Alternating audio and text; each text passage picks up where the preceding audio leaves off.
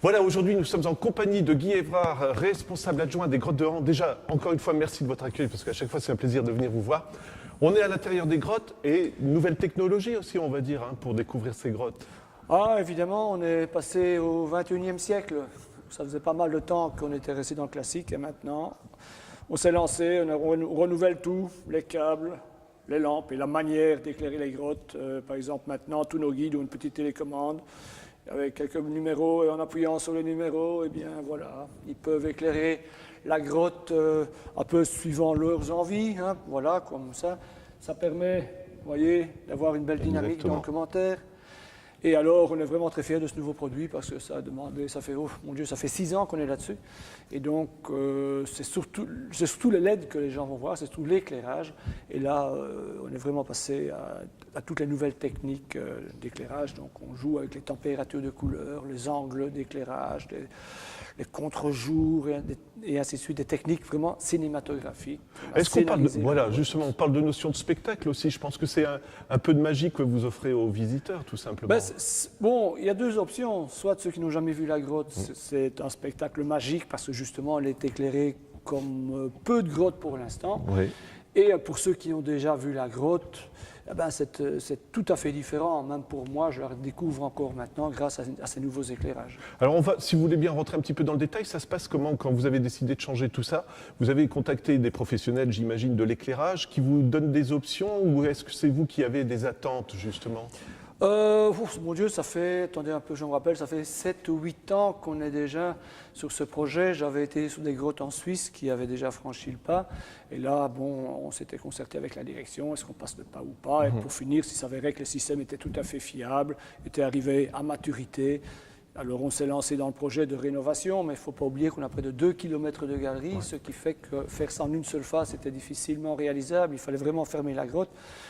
Et alors on s'est dit, ok, on va faire plusieurs phases. On a fait ça en 4 phases. Et donc on est arrivé donc, au mois de mai à finir la dernière des phases. Et le résultat, je dois dire, assez époustouflant. Voilà. J'allais vous demander, vous qui connaissez ces grottes par cœur, j'imagine, est-ce que vous les avez redécouvertes avec ces éclairages, justement? Est-ce qu'on fait ressortir des petits détails, des choses comme ça? Ben, le but de l'éclairage était déjà d'arrêter les anciennes techniques qui étaient en fait assez plates, entre guillemets, pour justement donner du relief et ainsi de suite. Bon, je connais la grotte, je connais les concrétions, mais la manière de voir a totalement changé. Voilà. On continue même l'expérience, vous allez beaucoup plus loin, parce que moi, déjà, je me permets à la fin, il y a déjà une petite projection sur un mur de la grotte, oui. Mais depuis le 1er juillet, vous proposez encore une autre expérience aux visiteurs, tout simplement. Ben, on a renouvelé tout. Il y avait également dans le temps un ancien spectacle son et lumière qui était arrivé en fin de vie.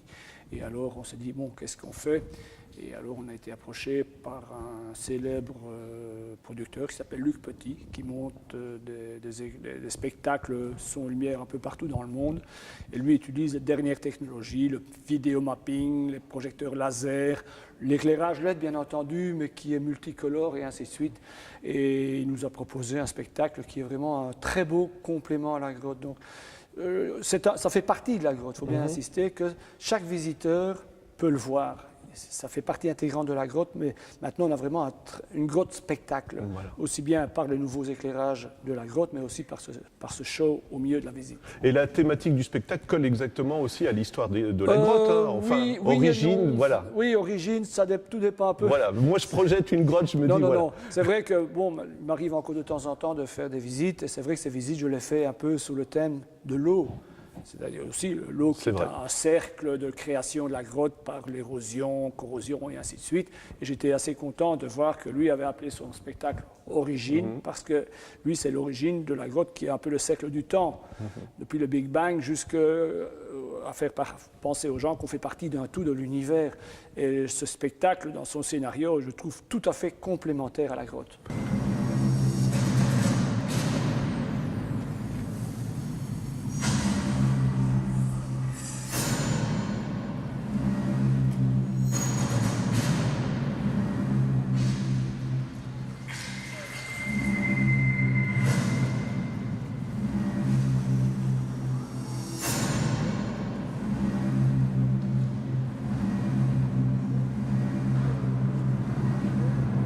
Est-ce que c'est quelque chose de vivant pour vous, la grotte, finalement? Parce qu'on voit les spectacles, les choses comme ça, mais c'est aussi un bonheur quand, je le disais la dernière fois dans l'émission, quand on est silencieux, on entend les gouttes qui coulent, enfin, il y a quelque chose de magique, non, oui. un peu? Il faut savoir écouter et regarder. Voilà. C'est un peu la même chose que si vous visitez la réserve animalière. Parfois, vous ne voyez rien. Et puis, si vous prenez le temps, vous voyez tout. La grotte, c'est la même chose. Soit vous la traversez en mode automatique. Et là, vous voyez des masses. C'est pas mal. Mais si vous prenez le temps d'écouter les gouttes et tout ça, la grotte est aussi quelque chose de dynamique. Mais bon, ça, justement, il faut savoir l'appréhender. Il faut être un peu à l'écoute. Mais une grotte, ça vit. C'est vrai que le temps d'une grotte n'est pas le même que le nôtre.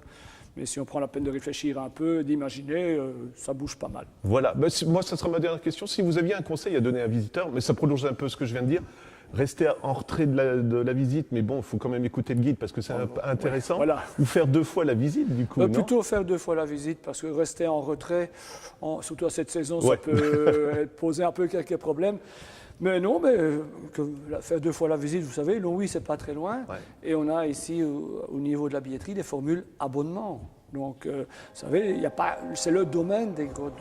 Donc, vous avez la grotte, qui vit un peu en fonction des saisons, mais surtout aussi la réserve. Et là, la réserve, c'est une 4 saisons. Il y a le brame du cerf, il y a le printemps, il y a l'été. Et donc, de temps en temps, c'est vraiment des beaux buts de promenade qui peuvent être faites tout au long de l'année. Voilà, et vraiment, toute dernière question, mais en forme de remarque. Je pense qu'à chaque fois que vous venez ici, encore une fois, c'est un plaisir, non? Je sais que c'est un travail, mais c'est aussi un plaisir. Donc, quand on a la beauté des paysages et des lieux comme ça. Bon, je dois dire que mon lieu de travail pourrait être bien pire. Quand j'entends le radio-guidage le matin à la radio, que des gens qui sont coincés pendant 1 heure dans les bouchons, moi je viens travailler à vélo, j'habite à 6 km, et voilà, c'est un peu le sud ici déjà. Voilà, merci beaucoup Guy, c'était vraiment un plaisir de vous rencontrer. On rappelle le spectacle Origine depuis le 1er juillet, et c'est vraiment compris dans le tarif donc ça et fait tout ça. partie de la visite, ce n'est pas un spectacle d'été, c'est tout le temps.